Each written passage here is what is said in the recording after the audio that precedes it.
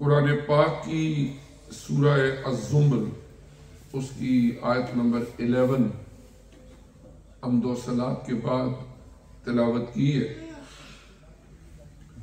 اور قرآن پاک کی اس آیت کریمہ میں اللہ کریم نے حضور نبی کریم علیہ السلام کو فرمایا کہ آپ اپنی زبان سے یہ فرما دیجئے کہ مجھے اللہ کی طرف سے یہ حکم دیا گیا ہے کہ میں اللہ تعالی کی عبادت خالصتاً اسی کے لیے ہی کروں۔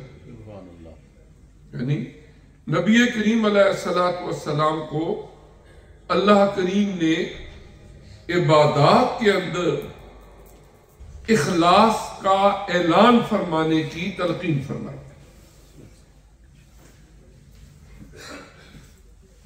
سب سے پہلے ایک چیز ہے علم۔ اسلام نے اس پر بہت زور دیا۔ قرآن کی پہلی نازل ہونے والی آیت کریمہ کا پہلا لفظ یہ ہے اقرأ،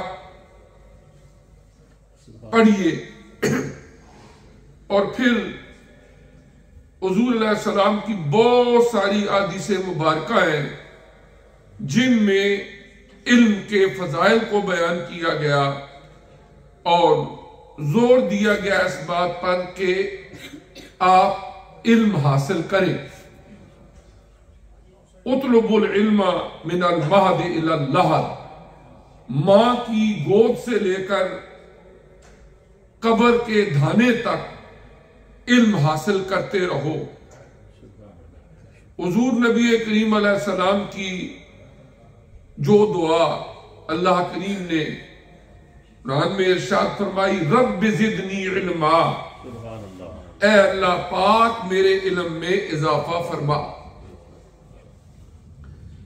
اور ہر ایک شخص جو کام کرنا اسلامی شریعت کے مطابق اس کے اوپر فرض ہے، اس کا علم حاصل کرنا بھی اس کے اوپر فرض ہے۔ مثلا بالغ ہونے کے بعد جب نماز کو فرض قرار دیا گیا ہر مرد و عورت کے اوپر،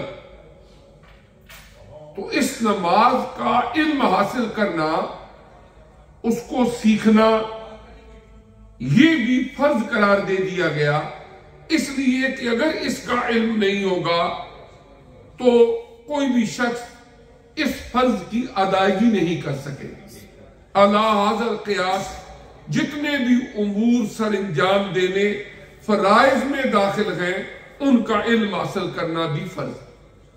جس کام کا کرنا واجب ہے اس کا علم حاصل کرنا بھی واجب، جس کام کا کرنا سنت ہے اس کا علم حاصل کرنا بھی سنت، جس کام کا کرنا مستحب ہے اس کا علم حاصل کرنا بھی مستحب عمل ہے۔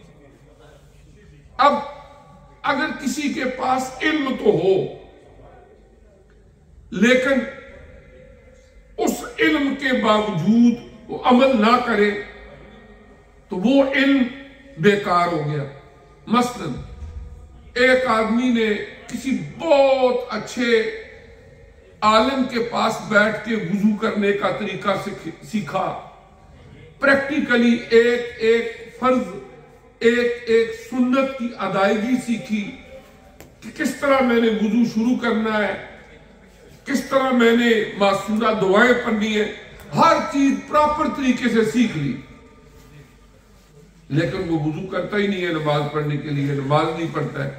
اب اس وضو کا طریقہ سیکھنے کا کیا فائدہ؟